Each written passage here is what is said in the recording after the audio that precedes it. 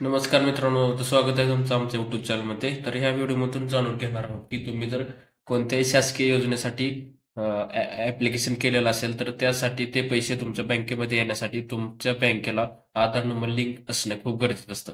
तर तेच आपण ह्या व्हिडिओमध्ये जाणून घेणार आहोत की तुमच्या आधारला कोणती बँक अकाउंट लिंक आहे किंवा ते ॲक्टिव्ह आहे का किंवा नाही.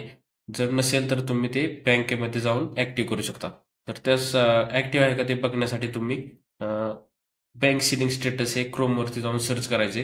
तर इथं बघू शकता पहिली जी वेबसाईट दिसत आहे चेक बँक लिंक स्टेटस, त्यावरती आपण क्लिक करून पुढे आलेलो आहोत.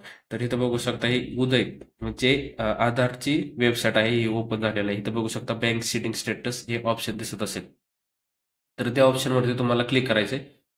तर इथं तुमचा आधार नंबर टाकायचा आहे, तुम्हाला बघू शकता. इथं संपूर्ण तुमचा आधार नंबर टाकून खाली जो कॅप्चा दिलेला आहे तो टाकायचा आहे. तर तो कॅप्चा टाकल्यानंतर तुमच्या आधारला जो बँक अकाउंट लिंक, ते आधारला तुमच्या जे मोबाईल नंबर लिंक असेल त्यावरती एक OTP जाईल. बघू शकता, ह्यासाठी तुमच्या आधारला मोबाईल नंबर लिंक असणे गरजेचं आहे, म्हणजे तुमचं आधार अपडेट असणं गरजेचं आहे. तर इथं बघू शकता 6 अंकाचा तो OTP असेल, तो तुमच्या मोबाईलवरती येईल. तो टाकून इथं तुम्ही लॉग इन करायचे. तर लॉग इन केल्यानंतर तुम्हाला इथं खाली ह्या साईडला दिसत असेल डाव्या साईडला बँक सीडिंग स्टेटस. तर ह्या बँक सेटिंग स्टेटसवरती तुम्हाला क्लिक करायचे.